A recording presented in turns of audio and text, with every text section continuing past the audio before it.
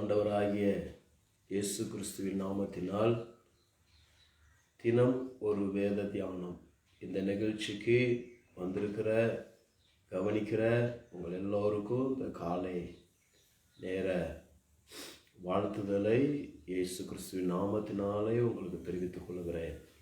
நான் வேத தியானத்திற்கு போவதற்கு முன்பாக ஒரு சிறு ஜெபம் ஒன்று செய்யலாம்.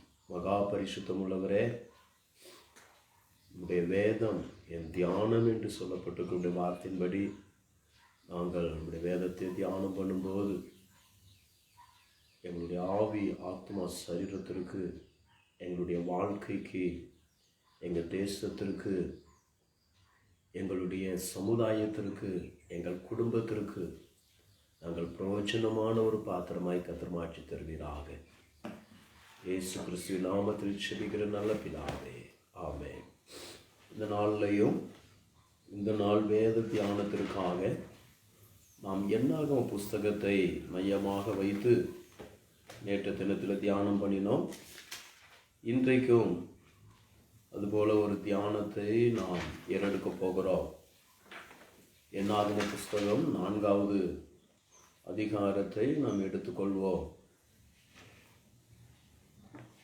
4வது அதிகாரத்திலே கர்த்தர் அந்த ஆசாரிப்பு கூடாரத்திலே ஆரோனுக்கு உதவியாய் இருக்கிற கெர்சோன், கோகாத், மெராரி என்கிறதான அந்த லேவி கோத்திரங்களை வேறு பிரித்து இவர்களுக்கு என்னென்ன வேலை என்று அங்கு அவர்கள் கட்டளையிடுகிறார்கள். கட்டளையிடுகிறது மாத்திரமல்லாமல் அவர்களுடைய வேலையை கண்காணிக்கிற பொறுப்பு ஆரோனுக்கும் அவன் பிள்ளைகளுக்கும் உரியது என்று எழுதப்பட்டிருக்கிறது. ஆனால் ஆண்டவர் லேவியர்களை தன்னுடைய காரியத்திற்காக அவர் தேர்ந்தெடுக்கிறதை நாம் பார்க்கிறோம். அதே என்னாகம புஸ்தகத்திலே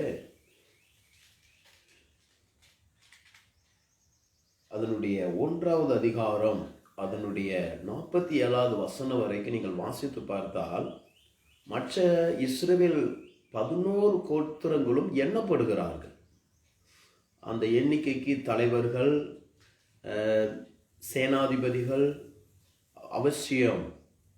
அவர்களை வைத்துதான் அந்த ஜனங்கள் வழிநடத்தப்படுகிறார்கள். எந்த ஜனங்களை வழிநடத்துவதற்கு கர்த்தருக்கு முதலாவது நல்ல ஒரு மோசேயை போன்ற தலைவன் அவசியம். அந்த சமுதாயத்திற்கு அந்த தலைவர்களாக இருக்கிறோமா என்று நேற்று சொன்னேன். ஆனால் இன்றைக்கு இந்த லேவி கோத்திரத்தை குறித்து நாம் பார்க்க போகிறோம். இந்த லேவி கோத்திரத்தை கர்த்தர் லேவியர்களாய் சபை ஆசாரிப்பு கூடாரத்தின் பணிவிடைகளுக்கு அவர்களை ஆரோனுக்கு ஒப்பு கொடுக்கிறதை நாம் பார்க்கிறோம். ஆனால் என்னாகமம் 1:47வது வசனத்திலிருந்து வாசித்து பார்த்தால் லேவியர் தங்கள் பிள்ளைகளுடைய கோத்திரத்தின்படியே மற்றவர்களுடனே எண்ணப்படவில்லை. கர்த்தர் மோசேயை நோக்கி, நீ லேவி கோத்திரத்தை மாத்திரம் எண்ணாமல் இஸ்ரவேல் புத்திரருக்குள்ளே அவர்கள் தொகையை ஏற்றாமலும் லேவியரை சாட்சியின் வாசஸ்தலத்திற்கும் அதனுடைய சகல பணிமூட்டுகளுக்கும் அதிலுள்ள சமஸ்த பொருளுக்கும் விசாரிப்புக்காரராக ஏற்படுத்து அவர்கள் வாசஸ்தலத்தையும் அதன் சகல பணிமூட்டுகளையும் சுமப்பார்களாக அதனிடத்தில் ஊழியம் செய்து வாசஸ்தலத்தை சுற்றிலும் பாளையம் இறங்க கடவர்கள். இஸ்ரவேலுடைய வாசஸ்தலத்திற்கு கர்த்தர் லேவியர்களை ஒரு பாதுகாவலர்களாக தேவ சமூகத்துக்கும் ஜனங்களுக்கும் நடுவே நிற்கிற ஒரு கர்த்தருடைய பணிவிடைக்காரர்களாக இருக்கிறார்கள். ஆனால் அந்த லேவி கோத்திரத்தை விசாரணை செய்வதற்கு கர்த்தர் ஆரோனுக்கும் அவன் குடும்பத்தாருக்கும் பொறுப்பு தருகிறார். இந்த லேவி கோத்திரத்திற்கு ஏன் ஆண்டவர் இந்த ஒரு முக்கியமான ஒரு பொறுப்பை தருகிறார் என்று சொன்னால், யாத்திராம புஸ்தகத்திலே வாசிக்கும் போது மோசே சீனாய் மலையில இருக்கும்போது ஜனங்கள் ஆண்டவர் கொடுத்த முதல் கட்டளை, என்னையன்றி உனக்கு வேறொரு தெய்வம் உண்டாயிருக்க வேண்டாம். ஆனால் மேலே ஆண்டவர் மோசேக்கு கட்டளை கொடுக்கும் போதே எப்படி ஏதேன் தோட்டத்தில் ஆதாமை ஆண்டவர் இந்த கனியை புசிக்க வேண்டாம் என்று சொல்லும் போதே பிசாசு முதலாவது அதை புசிப்பதற்கான சதி யோசனையை ஏவாளுக்கு அவன் போதித்தான். அதுபோல கர்த்தர் முதலாவது கட்டளை என்னையன்றி உனக்கு வேறொரு தெய்வம் உண்டா இருக்க வேண்டாம். அங்கு நடை மேலே கர்த்தர் சொல்லி கொண்டிருக்கிறார், கீழே பூமியிலே ஜனங்களை பிசாசு வஞ்சிக்கிறதை நாம் பார்க்கிறோம். இப்படி கீழே வந்து பார்த்தபோது அந்த ஜனங்கள் செய்த நிறைய தவறுகள் இருக்கிறது. அவர்கள் கன்றுக்குட்டியை தெய்வமாய் வழிபட்டு ஆண்டவருக்கு இருந்த அந்த மகிமையை, எகிப்திலிருந்து வழிநடத்தி வந்த உங்கள் தெய்வம் இதுதான் என்று ஆண்டவரை மறந்து விக்கிரகத்திற்கு முக்கியத்துவம் கொடுத்த அந்த காரியத்தை நாம் பார்க்கிறோம். அப்பேற்பட்ட அந்த காரியத்தில் இருந்து மோசே சொல்லுகிறான், என் பட்சத்தில் நிற்பவன் யார் என்று கேட்டபோது அங்கு லேவி கோத்திரம் வந்து நிற்கிறதை நாம் பார்க்கிறோம்.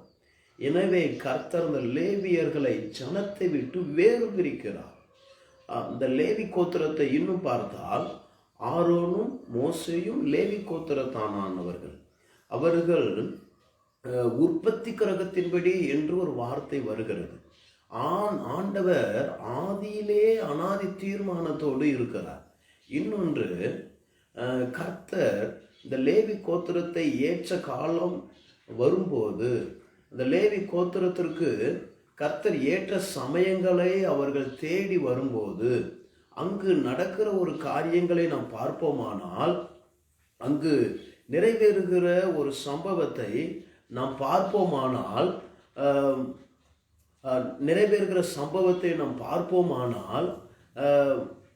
லேவி கோத்திரத்திற்கு கர்த்தர் ஆரோனை ஒரு எஜமானனை போல வைக்கிறதை நாம் பார்க்கிறோம். ஆனால் அங்கு கர்த்தர் மோசேக்கு ஆரோனை கொடுக்க வேண்டும் என்று தேவனுடைய அநாதி திட்டத்தில் இல்லை.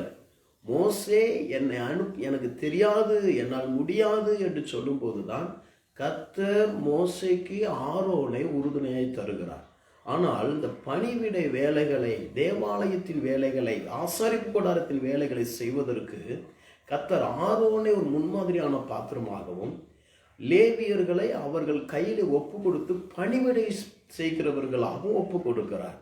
இதை அப்படியே நீங்கள் பார்ப்பீர்களானால் அந்த லேவி கோத்திரத்தை கர்த்தர் வேறு பிரித்து தன்னுடைய வேலையை செய்யும்படி வைக்கிறார்.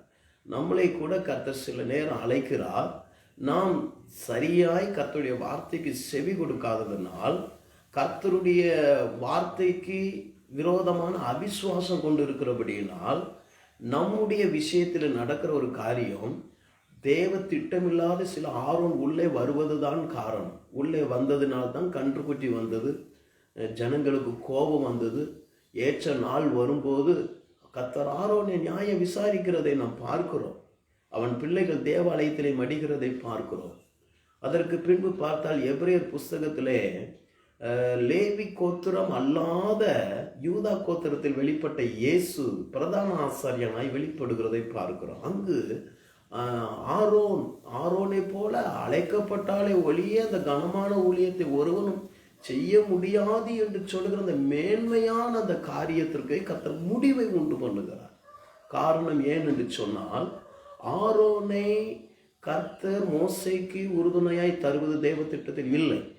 ஆனால் மோசே அவிசுவாசமாய் பேசினதினால் நம்ம கூட சில நேரத்தை வழியா ஆண்டோட கேட்டு வாங்கி வம்பளம் மாட்டிக்கிறோம். இந்த மாதிரி வம்பளம் மாட்டினது தான் மோசே. அது ஒரு வேறொரு பாகம். இப்பொழுது நான் உங்களுக்கு சொல்லுகிறேன், இந்த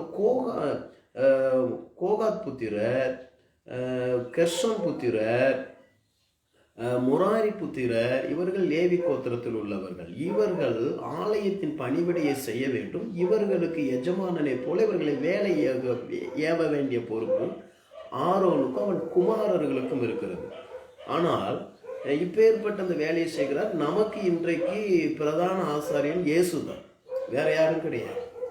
எபிரேயர் புஸ்தகத்தில் வாசிக்கும் போது, எபிரேயர் புஸ்தகம் அதனுடைய 5வது அதிகாரத்திலிருந்து நாம் அந்த காரியங்களை நாம் பார்க்க முடியும். எபிரேயர் புஸ்தகம், நாம் இன்றைக்கு யாருக்கு லேவியர்கள் என்று சொன்னால், ஆசாரியர்களுக்கோ ஒரு தலைமைத்துவத்தை மதிக்க வேண்டும். ஆனால் அவர்களுக்கோ நாம் ஊழியம் செய்கிறவர்கள் அல்ல. நம்முடைய பிரதான மேய்ப்பன் யார், ஆசாரியன் யார் என்று சொன்னால், எபிரேயர் 4:14 சொல்லுகிறது, வானங்களின் வழியாய் பரலோகத்திற்கு போன தேவகுமாரனாகிய இயேசு என்னும் மகா பிரதான ஆசாரியர் நமக்கு இருக்கிறபடியினால் நாம் பண்ணின அறிக்கையை உறுதியாய் பற்றி கொண்டிருக்க கடவோம்.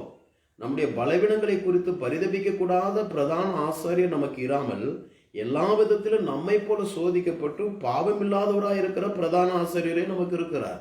இன்றைக்கு நமக்கு பிரதான ஆசாரியன் ஆரோன் அல்ல, உங்களுடைய பெருந்தலைவர்களும் அல்ல. உங்களுக்கு பிரதான ஆசாரியன் 5 கொடுத்தவன்கிட்டயும் ஆண்டவர் தான் வந்து கணக்கு கேட்டார், 2 கொடுத்தவன்கிட்டயும் ஆண்டவர் அதே கணக்கு தான் கேட்டார், 1 கொடுத்தவன்கிட்டயும் அவர் தான் கணக்கு கேட்டார், முந்தி வந்தவனுக்கு அவர் தான் ஒரே கூலி கொடுத்தாரு, பிந்தி வந்தவனுக்கு அவர் அதே கூலியை தான் கொடுக்கிறார். எனவே நமக்கு பிரதான ஆசாரியன் இப்பொழுது ஆண்டவராகிய இயேசு கிறிஸ்து தான். அவர் நமக்காக பரிதபிக்க கூடாத பிரதான ஆசாரியன் இராமல் நமக்காக ஜீவனை கொடுத்த பிரதான ஆசாரியன் என்று அவரை குறித்து எழுதப்பட்டிருக்கிறது. அடுத்து நம்முடைய பிரதான ஆசாரியன் யார் என்று சொன்னால், எபிரேயர் 7வது அதிகாரம் அதனுடைய 11வது வசனம் முதல் வாசித்து பார்த்தால், அல்லாமலும் இஸ்ரவேல் ஜனங்கள் லேவி கோத்திர ஆசாரிய முறைமைக்குட்பட்டிருந்தவர்கள் அல்லவா, நியாயப்பிரமாணத்தை முறைமைக்குட்பட்டிருந்த அல்லவா நியாயப்பிரமாணத்தை பெற்றார்கள். அந்த ஆசாரிய முறைமையிலே பூரணப்படுதல் உண்டாயிருக்குமானால் ஆரோனுடைய முறைமையின்படி அழைக்கப்படாமல் மெல்கிசதேக்கின் முறைமையின்படி அழைக்கப்பட்ட வேறொரு ஆசாரியன் எழும்ப வேண்டியது என்ன? ஆரோனுடைய ஆசாரியத்துவ ஊழியம் சக்சஸ் ஆகி இருந்திருக்குமானால் மெல்கிசதேக்கின் மூலமாக வெளிப்பட வேண்டிய இயேசு கிறிஸ்து யூதா கோத்திரத்தில் வெளிப்பட்டார், அவர் லேவியன் அல்ல என்றால் அந்த ஆசாரிய ஆரோனை போல அழைக்கப்பட்டாலே ஒழிய இந்த கனமான ஊழியம் என்று சொல்லப்பட்ட அந்த ஊழியத்திற்கு ஆண்டவராகிய இயேசு கிறிஸ்துவின் வெளிப்பாடு ஒரு முற்றுப்புள்ளியை வைக்கிறதை நாம் பார்க்கிறோம். 12வது வசனம் சொல்லுகிறது 7:12, எபிரேயர் 7:12, ஆசாரியத்துவம் மாற்றப்பட்டிருக்குமானால் நியாயப்பிரமாணமும் மாற்றப்பட வேண்டியதாயிருக்கும். ஆசாரியத்துவத்தை மாத்திட்டார், ஆரோனுடைய நிலைமையை மாற்றுகிறார். எவைகளை குறித்து சொல்லப்பட்டிருக்கிறதோ அவர் வேறொரு கோத்திரத்திற்குள்ளவராய் இருக்கிறாரே, அந்த கோத்திரத்தில் ஒருவனாயிலும் பலிபீட ஊழியம் ஆரோனை போல யூதா கோத்திரத்திலிருந்து ஒருவன் எழுந்து செய்யவில்லையே. நம்முடைய கர்த்தர் யூதா கோத்திரத்தில் தோன்றியிருக்கிறார் என்பது பிரசித்தமா இருக்கிறது. அந்த கோத்திரத்தாரை குறித்து மோசே ஆசாரியத்துவத்தை பற்றி ஒன்றும் சொல்லவில்லையே. மோசேக்கே இந்த வெளிப்பாடு கிடையாது.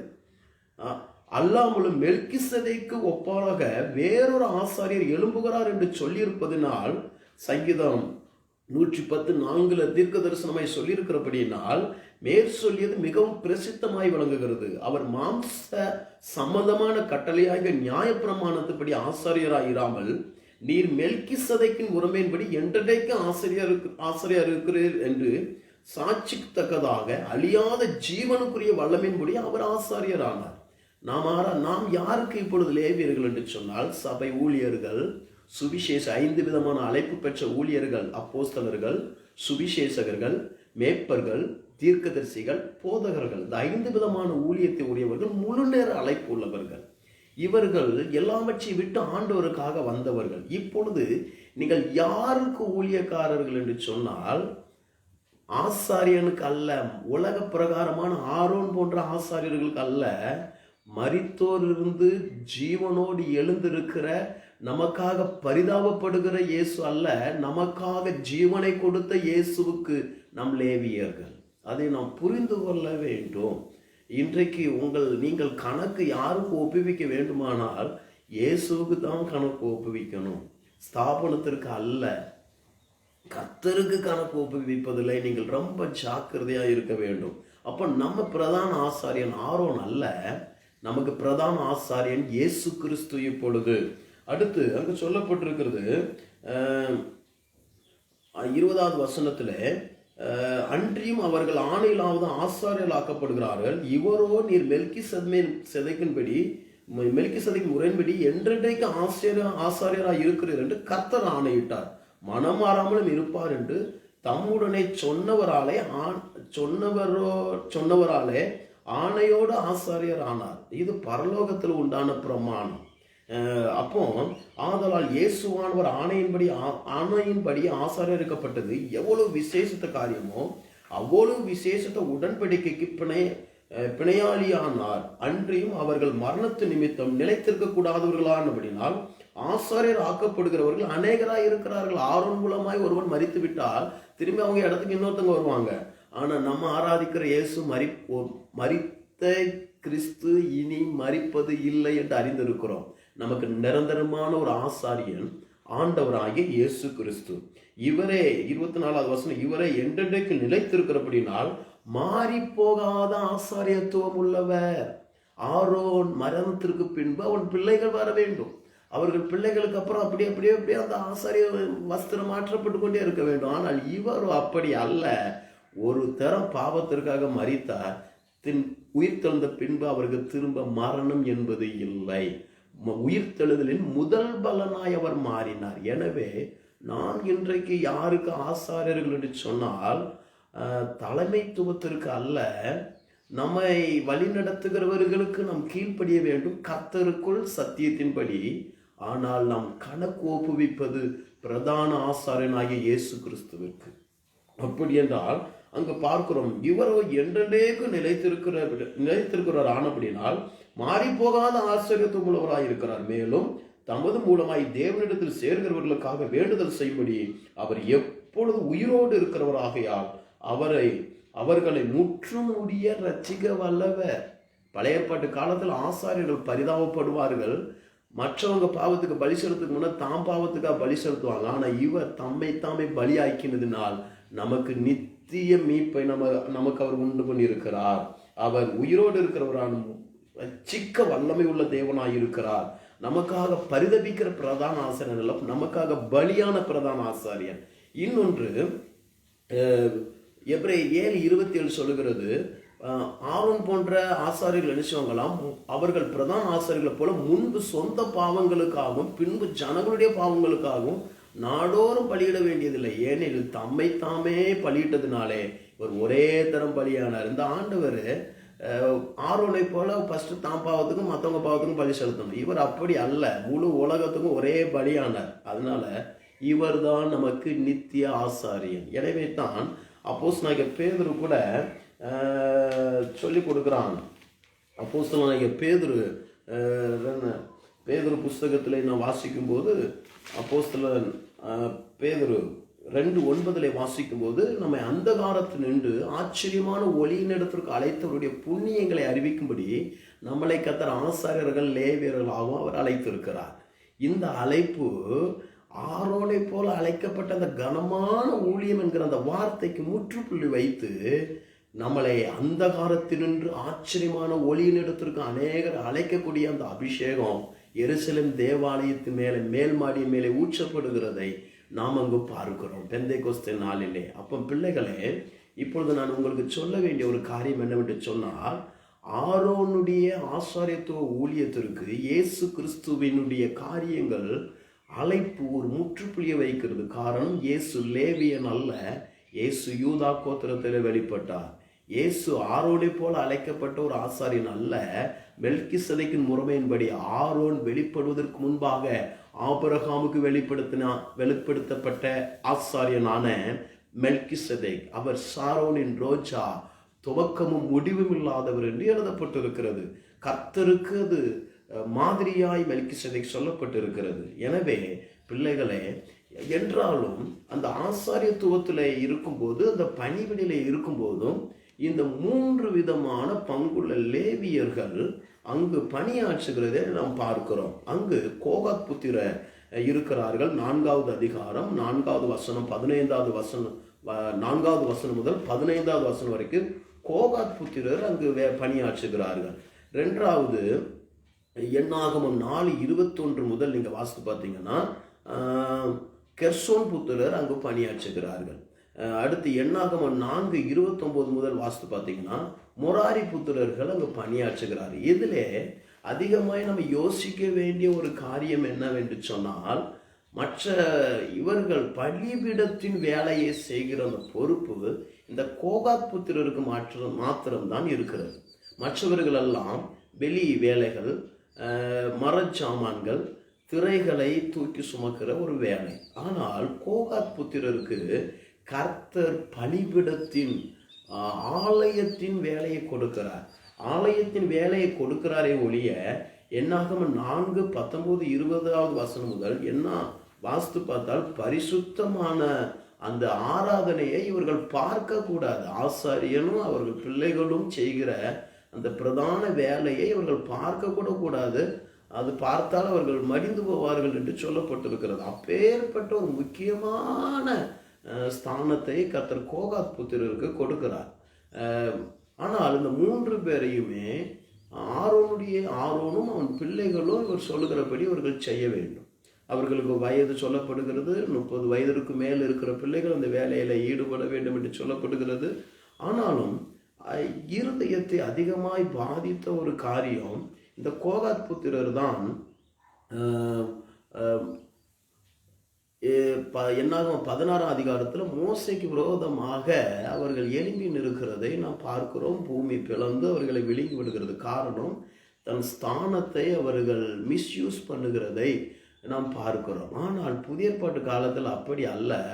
நாம் எல்லாரும் அவருடைய காரியத்திலே வந்து நிற்கத்தக்கதான அந்த திரைக்குள்ளே அவருக்கு முன்பாக நேரடியாய் வந்து நிற்கத்தக்க அந்த ஒரு பாக்கியத்தை கர்த்தர் எல்லாருக்குமே தருகிறார்.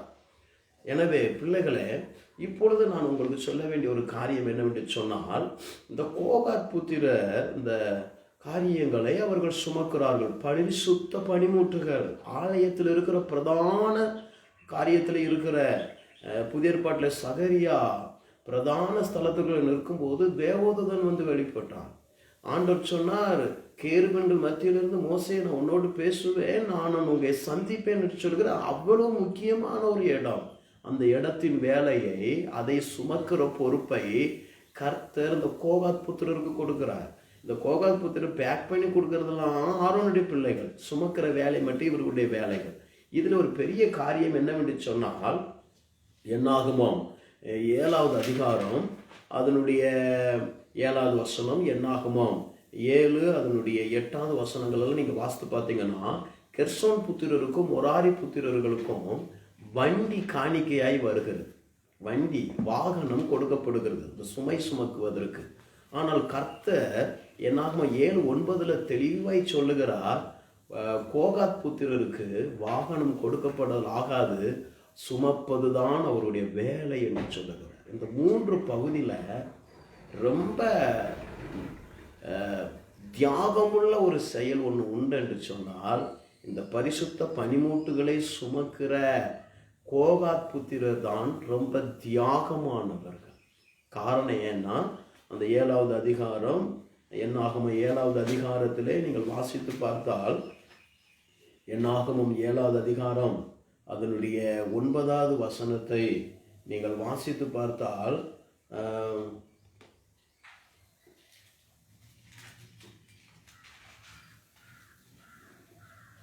7வது அதிகாரம் 9வது வசனத்துல, கோகாத் புத்திரருக்கோ ஒன்றும் கொடுக்கவில்லை, தோள்மேல் சுமப்பதே அவர்களுக்குரிய பரிசுத்த ஸ்தலத்தின் வேலை.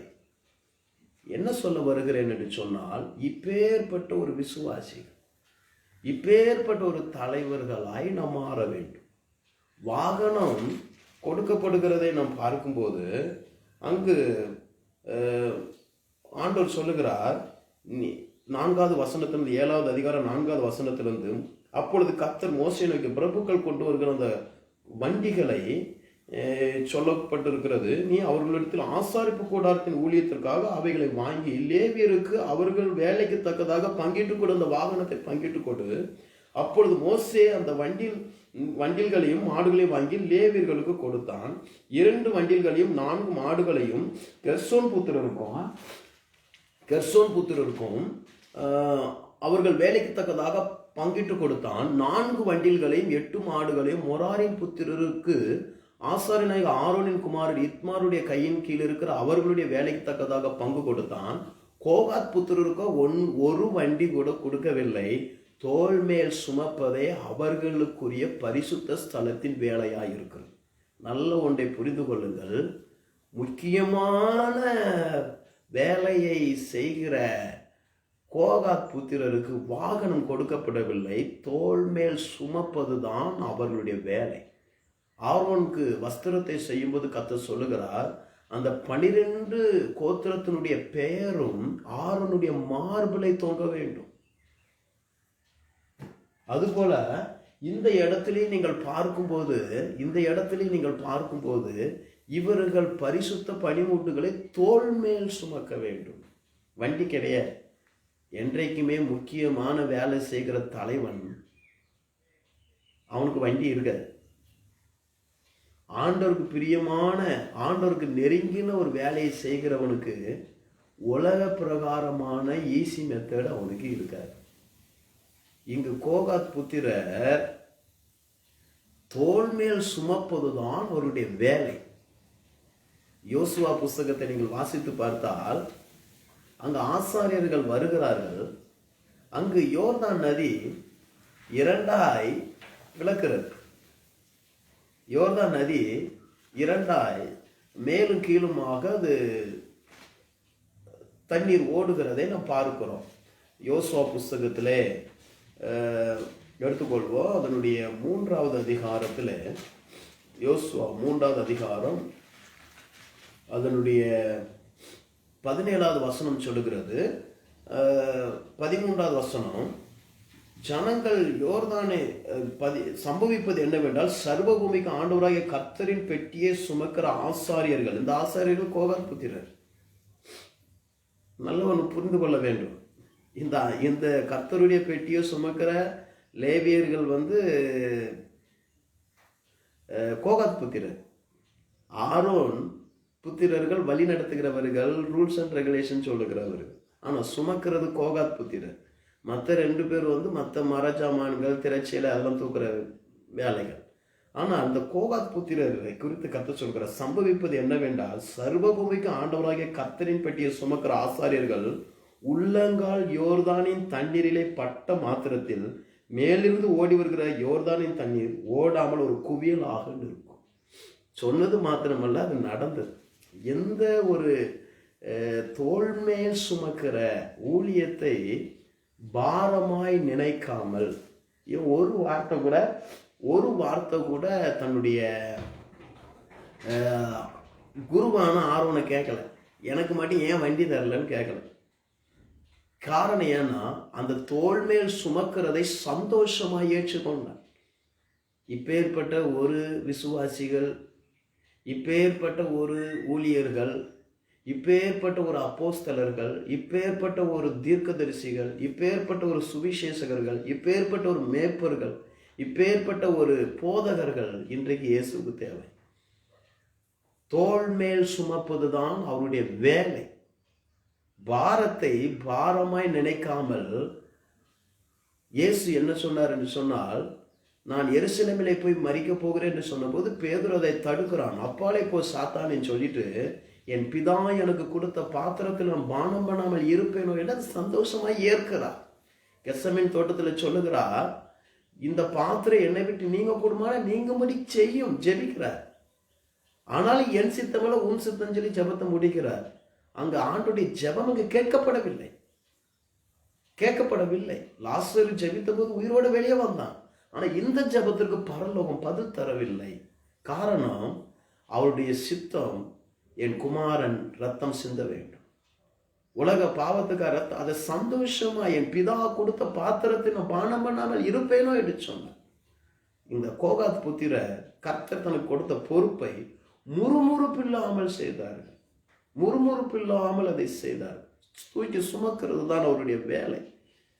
இந்த சத்தத்தை கேட்கிற தலைவர்கள், விசுவாசிகள், நீங்கள் ஒரு வேலை, நீங்க செய்கிற வேலை உங்க இருதயத்தின் பார்வையில, ஜனங்களின் பார்வையில அவலட்சணமாக, வேதனை உள்ளதாக, கண்ணீர் உள்ளதாக என்றைக்கு நீங்கும் என்று யோசிப்பீர்களானால், உங்களை பார்த்து சொல்லுகிறேன், தயவு செய்து கர்த்தரை நீங்கள் முறுமுறுக்காதுங்கள். அவர் எதை செய்தாலும் சரியாய் செய்வார். ஆண்டவரை அதிகமாய் பாதித்த ஒரு காரியம் ஜனங்களுடைய முறுமுறுப்பு தான். கோகாத் புத்திரர் எந்த இடத்திலும் முறுமுறுக்கவில்லை. ஆண்டவர் கொடுத்த ஊழியத்தில், என்னாகம புஸ்தகத்தில் அவர்கள் மோசேக்கு விரோதமாய் பேசினார்கள். உங்களை கொண்டு மாத்திரம்தான் கர்த்தர் பேசுவாரோ என்று சொல்லி அந்த பெருமை அவர்களுக்குள்ளே வந்துவிட்டு, எனவே தான் அவர்களை பூமி இரண்டாக பிளந்து விழுங்கினது. ஆனால் தியாகமான அந்த ஊழியத்தை தோளில் தூக்கி சுமக்கிறதை சந்தோஷமா ஏற்றுக்கொள்வார்கள். நீங்க உண்மையாகவே தேவ சித்தத்தை செய்வீர்கள் என்று சொன்னால் உங்களுக்கு சில உலக காரியங்கள் தடையாய்த்தான் இருக்கும். உலக காரியங்கள் உங்களுக்கு தடையாய்த்தான் இருக்கும். இயேசுவே சொன்னார் சீசர்களை பார்த்து, நான் உலகத்தான் அல்லாதது போல அவர்கள் உலகத்தான் அல்ல. நான் உலகத்தான் அல்லாததுனால் உலகம் என்னை பகைக்கிறது. சீசர்களை உலகம் பகைத்தது, அவர்கள் உலகத்தான் அல்ல. இன்னைக்கு உலகம் உங்களுக்கு சப்போர்ட்டடா இருக்குன்னா நீங்க உலகத்தானா வாழ்றீங்களா? யோசித்து பாருங்க. உடனே மனுஷ தயவு அப்படிங்கிறது. மனுஷ தயவு என்பது நாம் தேடுவது அல்ல. நம்மளை தேடி எலியாவுக்கு ஒரு காக்காவை அனுப்பின மாதிரி நம்மளை தேடி வருவது தான் மனுஷ தயவு. நாம் தேடி போய் விழுவது மனுஷ தயவு அல்ல. அப்போ பிள்ளைகளே, இந்த கோகாத் புத்திரருடைய கால்கள் பட்ட மாத்திரத்துல 15வது வசனம் சொல்லுகிறது, யோர்தான் அறுப்பு காலம் முழுவதும் கரை புரண்டு போகும். பெக்கியை சுமக்கிற ஆசாரியர்களின் கால்கள் தண்ணீரின் ஓரத்தில் பட்ட உடனே மேலிருந்து ஓடி வருகிற தண்ணீர் நின்று சாதானுக்கு அடுத்த ஆதாம் ஊர் வழி வரைக்கும் ஒரு குவியலாக உப்பு கடல் என்னும் சமனான வெளியின் கடலுக்கு ஓடி வருகிற தண்ணீர் பிரிந்து ஓடிற்று. அப்பொழுது ஜனங்கள் எரிகோவுக்கு எதிரே கடந்து போனார்கள். இந்த கோகாத் புத்திரரை கர்த்தர் எப்படி பயன்படுத்துகிறார் பாருங்க. ஊழியத்துல சாக்டிஃபிகேஷன் இல்லாம உங்களால எதையும் சாதிக்க முடியாது. விசுவாசியே, மனப்பூர்வமான சம்மதம் இல்லாமல் இயேசு ஒரு இடத்துல ஊழியத்தை கூப்பிடுகிறாரு. என் பின்னே வான்னு சொல்றாரு. அவன் வரல. அவன் மாடுக்கு பல்ல பார்க்க போகணும், வயல் வாங்கினேன், இப்பதான் கல்யாணம் பண்ணுன்னு சொல்லி சாக்கு பார்க்க சொல்றான். ஆனால் ஒருத்தனை ஆண்டவர் கூப்பிடவே இல்லை. நான் வர்றேங்கிறான். அதுல ஒருத்தன் சொல்லுகிறான், நான் வர்றவங்க பின்னால என் அப்பா மரிச்சிட்டாரு, நான் போய் அடக்கம் பண்ணிட்டு வரேன்னு சொல்லுகிறான். அப்போ கர்த்தர் சொல்ல, மரித்தோர் அடக்கம் பண்ணட்டும், நீ என்னை பின்பற்றி வா என்று சொல்லுகிறார். அப்போ பிள்ளைகளை, எது தியாகம் என்று சொன்னால் கர்த்தருக்காக சில காரியங்களை சுமக்க கற்றுக்கொள்ள வேண்டும். அது என்ன காரியமாக இருந்தாலும் சரி. நேற்றைக்கு பேதுருவை பார்த்து கர்த்தர் சொன்னார், ஒருவன் என்னை பின்பற்ற விரும்பினால் அவன் தன்னைத்தானே வெறுத்து தன் சிலுவையை எடுத்துக்கொண்டு என்னை பின்பற்ற கடவன். என் நாமத்து நிமித்தம் தாயாவது தகப்பனையாவது என் சுவிசேஷத்து நிமித்தம் எதை விட்டு கொடுக்கிறானோ என்று அப்பேற்பட்ட பாரத்தை சந்தோஷமாய் கோகாத் புத்திரர் அதை ஏற்றுக்கொண்டார்கள். ஒரு நாள் எங்களுக்கு வண்டி இல்லையே, எங்களுக்கு அது இல்லையான்னு அவங்க கேட்கவே இல்லை. ஆனால் நடந்த சம்பவம் என்னன்னு சொன்னால், அவங்க கால் தண்ணியில பட்ட உடனே, மோசே காலத்துல செங்கடல் தரைமட்டமாக இருக்கிறது, அந்த தண்ணீர் பிரிகிறது. ஆனால் கோகாத் புத்திரர் கால் பட்ட போது மேலிருந்து வருகிற தண்ணீர் ரிட்டர்ன் போகிறது. பிள்ளைகளே, நீங்க கர்த்தருக்காக பாடுகளை சகிக்க தீமோத்தேயு சொல்லுகிறான். கர்த்தருக்காக சுவிசேஷத்துக்காக தீங்கு அனுபவி, பாடுகளை சகித்துக்கொள், பாடுகளை பொறுப்படுத்தாதே.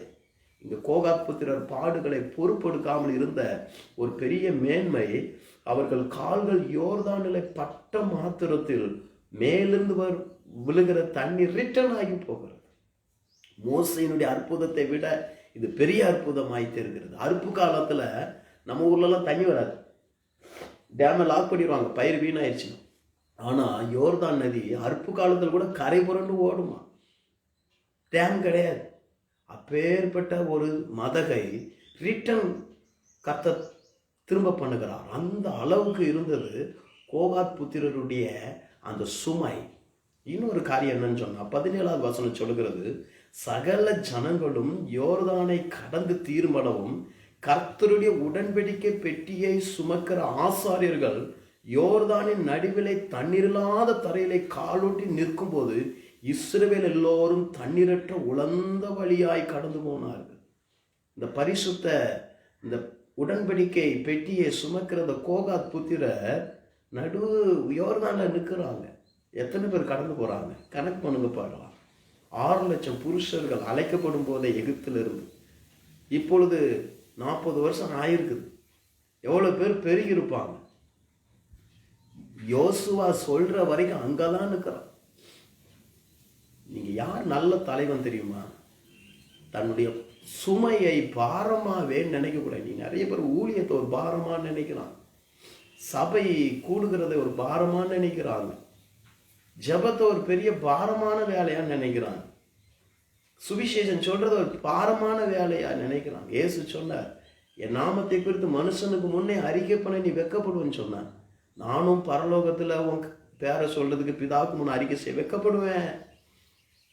வெட்கப்படுவேன்னு சொல்றேன். அப்போ அந்த கோகாத் புத்திர தன்னுடைய சுமையை வேதனையாகவே நினைக்கவில்லை, பாரமாக நினைக்கவில்லை. ஆனா கர்த்தர் அவர்களை பயன்படுத்துகிறார். உன்னை பயன்படுத்தணும்னா கர்த்தர் உனக்கு தந்த ஊழியத்தை செய். உன்னை கர்த்தர் பயன்படுத்தணும்னா உனக்கு தந்த பொறுப்பை பாரம் இல்லாம சந்தோஷமா செய், மன ரம்யமா செய். அப்போஸ்தலன் பவுல் சொல்கிற எந்த சூழ்நிலையிலையும் நான் மன ரம்யமா இருக்க கற்றுக்கொண்டு இருக்கிறேன். விசுவாசியே, போதகர்களே, வாலிபர்களே, இந்த செய்தியை கேட்கிற அன்பு நண்பர்களே, கர்த்தருடைய வேலையை பாரம் இல்லாம முறுமுறுப்பு இல்லாம செய். அது எதா இருந்தாலும் உண்மையாச்சு, அதை பாரமா நினைக்காத. உள்ளங்கால் படுற இடம் அற்புதம் நடக்கும். எவ்வளவு பெரிய பிரச்சனைனாலும் உன் கால் எந்த சமுதாயத்துல விழுகிறதோ அந்த சமுதாயம் கர்த்தருக்குரியதாய் மாறிடும். ஆமா, இது உண்மையான வார்த்தை. கோகாத் புத்திர தோளில் சுமக்கிறது தான் அவருடைய வேலை. அதை ஒரு பாரமாவே நினைக்கல. ரெண்டாவது, அவங்க கால் படும்போது யோர்தான் நதி பின்னிட்டு திரும்புகிறது. எவ்வளவு பெரிய ஒரு மகத்துவம் பாருங்க. மோசையினால் முடியாத, மோசை செய்த ஒரு அற்புதத்தை விட மேன்மையான அற்புதம். 4வது அதிகாரம் யோசுவா 4 அதனுடைய 24வது வசனத்தை பார்த்தால், உங்கள் தேவனாய் கர்த்தர் சுமந்த சமுத்திரத்தின் தண்ணீரை நாங்கள் கடந்து தீர்மட்டு எங்களுக்கு முன்பாக வற்றி போக பண்ணினது போல உங்கள் தேவனாய் கர்த்தர் யோர்தானின் தண்ணீருக்கும் செய்து அதை உங்களுக்கு முன்பாக நீங்கள் கடந்து தீர்மலும் வற்றி போக பண்ணினார் என்று அறிய கடவீர்கள் என்று சொல்லுகிறார். பிள்ளைகளே, மோசே செய்த அதே போல ஒரு அற்புதம், மேன்மையான ஒரு அற்புதத்தை கர்த்தர் கோகாத் புத்திரருடைய தியாகத்தினால் செய்கிறார். நீங்க எந்த ஊழியத்தையும் அசட்டையா செய்யாதுங்க, உலகத்துக்காக செய்யாதுங்க, ஆண்டவரை உலகத்துக்காக தேடாதுங்க. மன ரம்யமாய் உங்க வாழ்க்கை உங்களை பரலோகத்திற்குரியவர்களாய் மாற்றத்தக்கதாய் நீங்க உங்க வாழ்க்கையை ஓட்டி பாருங்க.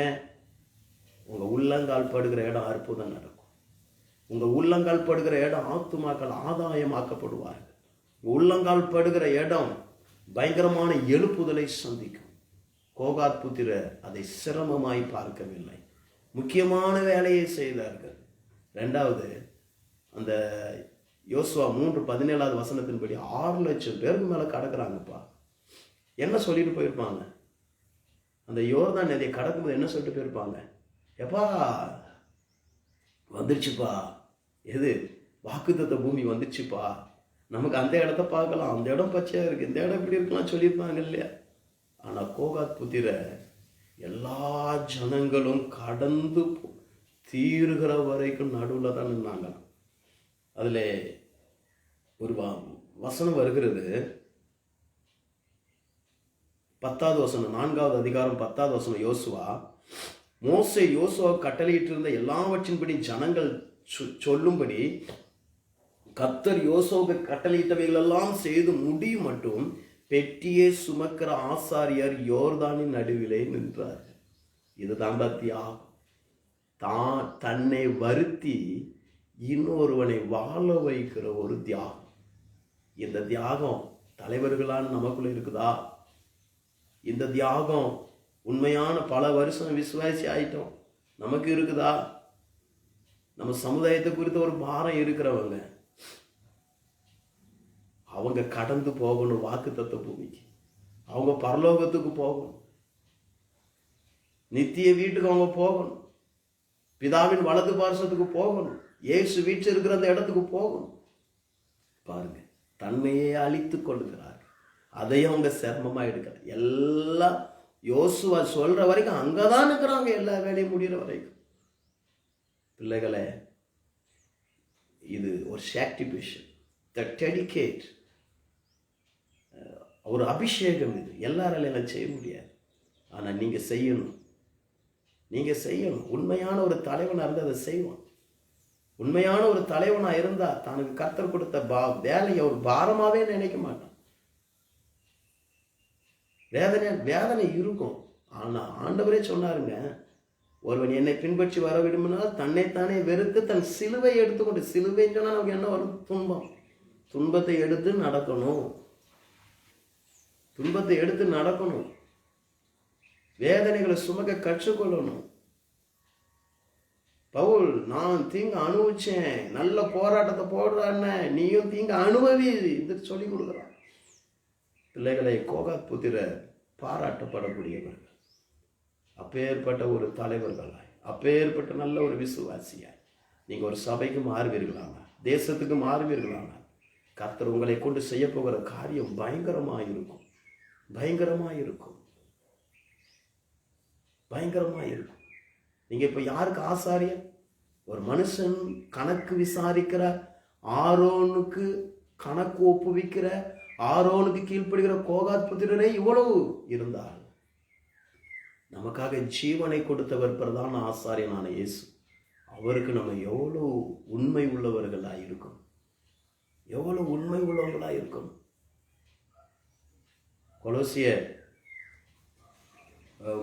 கொலோசியர் புஸ்தகத்திலே 3வது அதிகாரம் அதனுடைய 1வது வசனத்திலே நாம் பார்க்கும்போது, நீங்கள் கிறிஸ்துவோடு கூட எழுந்ததுண்டானால் கிறிஸ்து தேவனுடைய வலது பார்சத்தில் வீற்றிருக்கும் இடத்தில் உள்ள மேலானவைகளை தேடுங்கள். அப்போ நீங்க மேலானவைகளை தேடினீங்கன்னா இந்த பூமிக்குரிய கஷ்டம், அப்போஸ்தலனாகிய பவுல் சொல்லுவார், இக்கால பாடுகள் இன்னும் வரக்கூடிய மகிமைக்கு ஒப்பானவைகள் அல்லவே அல்ல. இயேசுவுக்காக இதுவரைக்கும் பல வருஷங்கள் விசுவாசி, பல வருஷங்கள் ஊழியக்காரர்கள், இந்த காரியம் நடந்திருக்குமானால் உங்க சமுதாயம் என்றைக்கு இயேசுக்கு சொந்தமாயிருக்கும். இன்னொரு காரியம் சொல்லுகிறேன். மார்க் புஸ்தகம், அதனுடைய மார்க்கு எழுதின சுவிசேஷ புஸ்தகம், அதனுடைய காரியத்திலே ஒரு சம்பவம் இருக்கிறது. ஆண்டவர் அநேக காரியங்களுக்கு சொல்லுகிறார். அதிலே ஒரு காரியங்களே உங்களுக்கு சொல்லுகிறேன். 13வது அதிகாரத்திலே கடைசி காலத்தில் என்னெல்லாம் நடக்கும் என்று அங்கு சொல்லுகிறார். இவைகளெல்லாம் வேதனைகளுக்கு ஆரம்பம் என்று சொல்லி, யுத்தங்களின் செய்திகள், கொள்ளை நோய்கள், இப்பொழுது வந்திருக்கிற சூழ்நிலை வேதனைகளுக்கு ஆரம்பம். உபத்திரவத்துக்கு ஆரம்பம் அல்ல, வேதனைகளுக்கு ஆரம்பம். உபத்திரவம் இப்பொழுது வராது. 13வது அதிகாரம் 1 முதல் 8வது வசனம் வரைக்கும் வாசித்து பார்த்தால் இவைகளெல்லாம் உபத்திரவங்களுக்கு ஆரம்பம், வேதனைகளுக்கு ஆரம்பம். உபத்திரவம் இப்பொழுது இல்லை. காரணம், உபத்திரவம் அந்திகிறிஸ்து ஆட்சியில் நடக்கக்கூடியது. சபையோ நீங்களோ நானோ உபத்திரவத்தை சந்திக்க மாட்டோம். ஆனாலும் நம்ம பயப்பட வேண்டாம்னு நான் சொல்றேன். அடுத்த காரியங்கள் என்னவென்று சொன்னால் முடிவு பரியந்த நிலை நிற்பவனே ரட்சிக்கப்படுவான். இந்த சூழ்நிலையிலையும் இயேசு கிறிஸ்துவின் ரட்சிப்பை காத்து கொள்ளுகிறதுல ரொம்ப கவனமா இருக்க வேண்டும். இதெல்லாம் எப்போ நடக்கும் அப்படின்னா, அடுத்து பார்க்கும்போது பாலாக்குகிற அருவருப்பு, இது அந்த கிறிஸ்டின் ஆட்சியில் நடக்கக்கூடிய ஒரு சம்பவம். அதில் எச்சரிக்கையா இருங்கள், உபத்திரவத்தை அப்பதான் சொல்றேன். அந்த கிறிஸ்து ஆட்சியில் உபத்திரவங்கள் அதிகமாக இருக்கும். அப்பொழுது என்னாகும் சொன்னால், வானத்தின் நட்சத்திரங்கள் விழும். 25வது வசனம், 13வது அதிகாரம் 25வது வசனம், வானத்தின் நட்சத்திரங்கள் விழும், வானத்தில் உள்ள சத்தங்கள் அசைக்கப்படும் சொன்னால், நட்சத்திரம் என்று சொல்லப்படுவது இஸ்ரவேல் ஜனங்களை குறிக்கிற ஒரு காரியம். இது அந்த கிறிஸ்துவின் ஆட்சியில் நடக்கக்கூடிய ஒரு சம்பவம். ஆனால் இதற்கு முன்பாக, இந்த அந்த கிறிஸ்து ஆட்சிக்கு முன்பாக ஒரு விஷயம் நடக்கும் என்று கர்த்தர் சொல்லுகிறார். அது என்ன காரியம் என்று சொன்னால், 32வது வசனம் முதல் வாசிக்கிறேன். அந்த நாளிகைக்கும் பிதா ஒருவர் தவிர மற்றொன்று அறியான், பரலோகத்தில் உள்ள தூதர்களும் அறியார்கள், குமாரனும் அறியார். இது ரகசியம் என்று சொல்லப்படுகிறது. ரகசியம் என்று சொன்னால், இந்த அந்த கிறிஸ்து ஆட்சிக்கு முன்னே, இந்த உபத்திரவ காலத்துக்கு முன்னே, இந்த கள்ள தீர்க்கதரிசிகள் அதிகமாக எழும்புவதற்கு முன்னே, இப்போ இந்த கொரோனா வேதனையை நம்மளால தாங்க முடியலை, மரண பயம் வருகிறது. இதை விட மோசமானது அந்த கிறிஸ்து ஆட்சியில் நடக்கும்.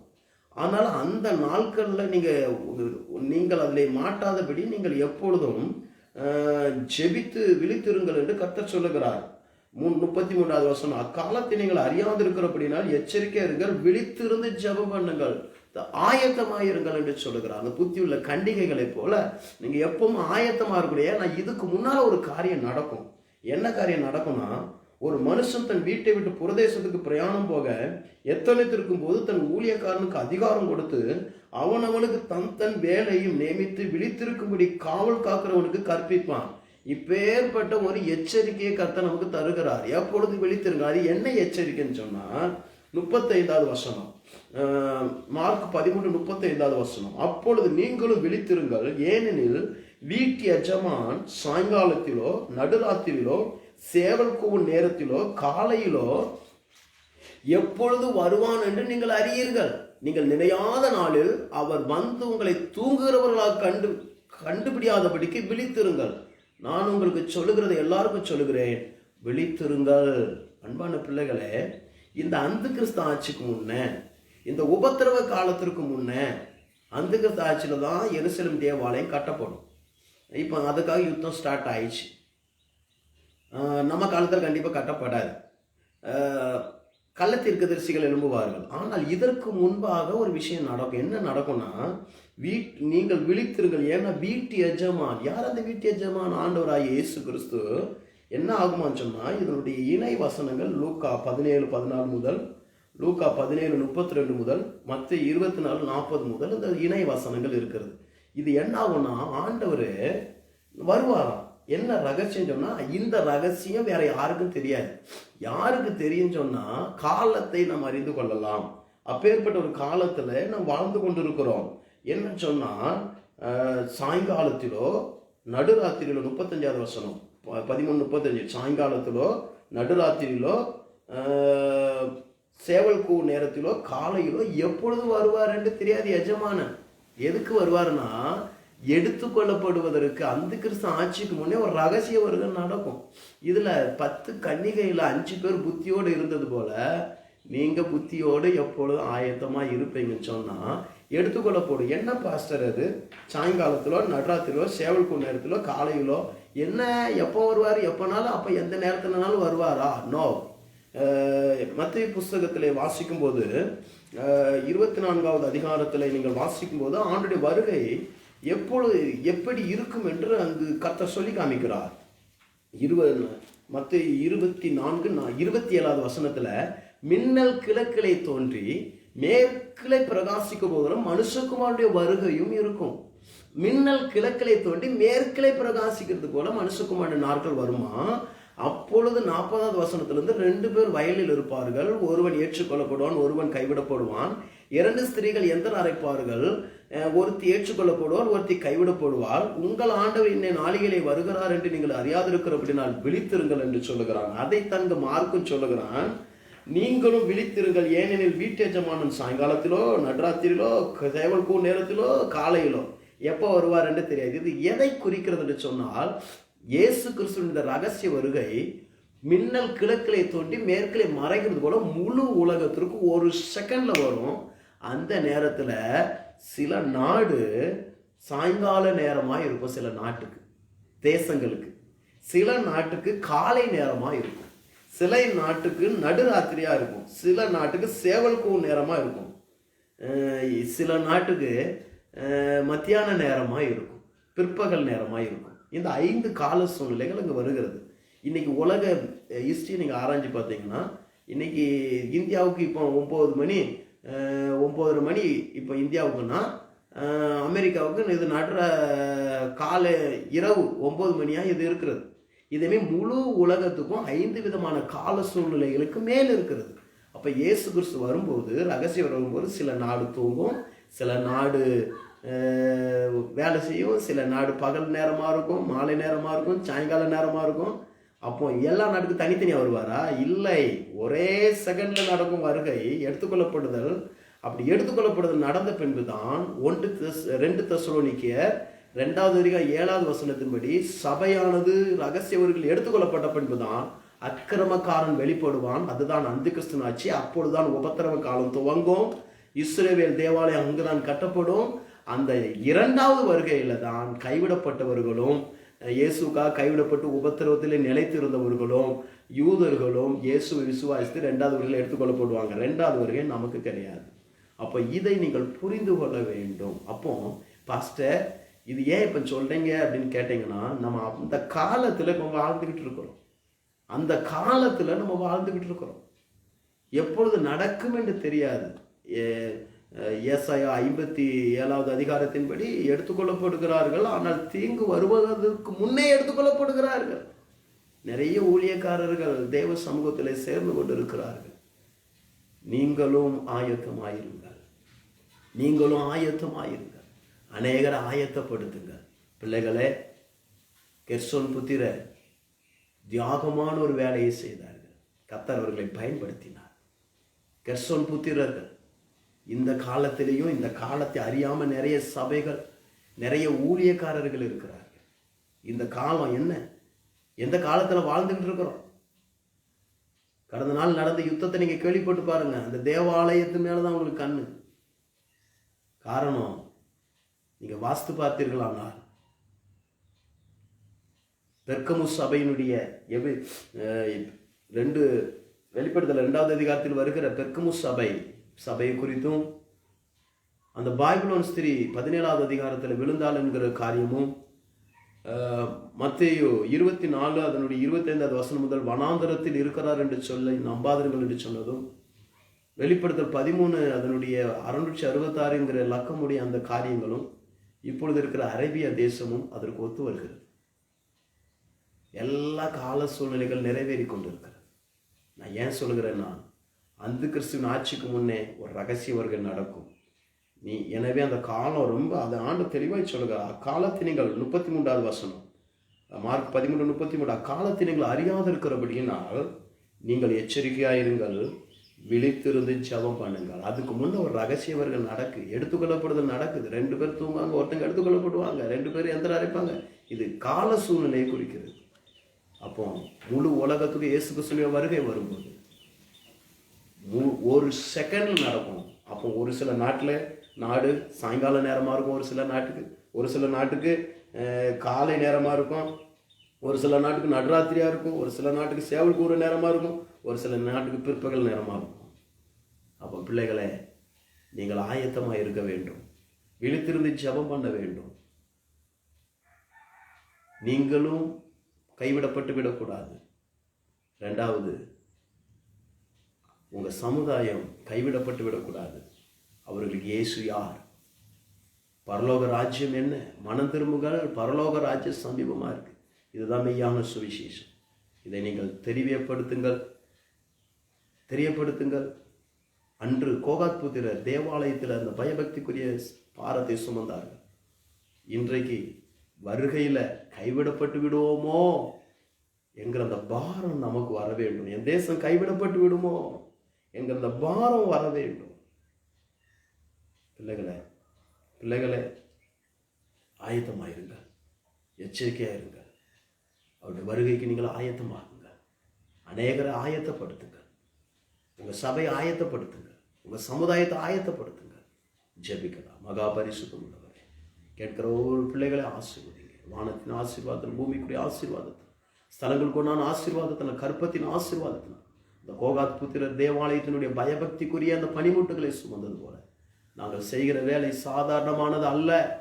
எங்கள் அழைப்பு சாதாரணமானது அல்ல. எங்கள் அபிஷேகம் சாதாரணமானது அல்ல என்கிறதை உணர்ந்து முறுமுறுப்பில்லாமல் தியாகத்தோடு கர்த்தருக்காகவே தீங்கு அனுபவிக்கிறதை சந்தோஷமாய் செய்கிற இந்த பக்குவம் எங்கள் இதயத்துக்கு உண்டாகட்டும். உங்களுடைய வருகை குறித்து தெளிவில்லாமல் இருக்கிற ஜனங்கள், எங்க காலத்துல எல்லா தீர்க்க தரிசனங்களும் நிறைவேறி கொண்டு இருக்கிற வருகைக்கான அடையாளங்கள் நிறைவேறி கொண்டு இருக்கிறது. எனவே நீர் எப்பொழுது வருவீர் என்று அறியும். நாங்களும் ஆயத்தமாயிருக்க, எங்களை அநேகருக்கு ஆயத்தப்படுத்த எங்களுக்கு வேண்டிய அந்த கிருபையை தாங்க. கேட்கிற பிள்ளைகள் ஆசீர்வதிங்க. வானத்தின் ஆசீர்வாதம், பூமிக்குரிய ஆசீர்வாதம், ஸ்தலங்களுக்கு நான் ஆசீர்வாதம், கற்பத்தின் ஆசீர்வாதம் ஒவ்வொருவரையும் ஆசீர்வதிப்பீர்கள். இயேசுவின் நாமத்தில் ஜெபிக்கிற நல்ல பிதாவே. God bless you. நாளை சந்தி.